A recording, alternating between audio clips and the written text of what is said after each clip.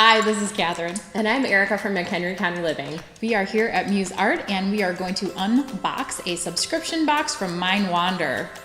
So we're going to get started here.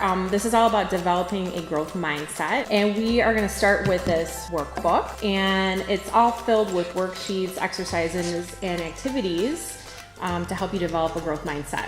And I think, we all think that it comes naturally, but sometimes you have to hold yourself accountable for your own self-care. Absolutely, and make time for your own self-care. What are some of the things in here that you could see yourself using? Probably writing down my triggers.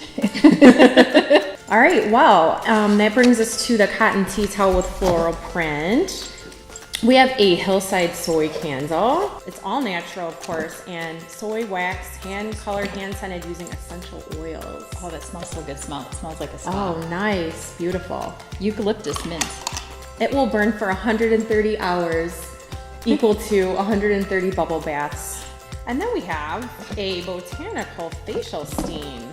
So this is really neat. You actually put it in some boiling water, almost like you're brewing tea, and then you drape a towel over your head and you just inhale all of these amazing botanical scents. Next on the docket here is our Plant Kindness Grow Love Herb Planter notepad.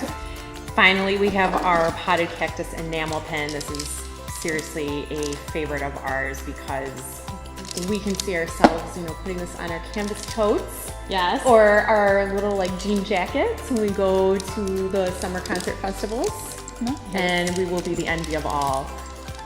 It's super cute. We're gonna fight over it. So that wraps it up. All about that growth mindset, self-care, and they're just fun things, and it reminds us of spring, and we really encourage you to check it out.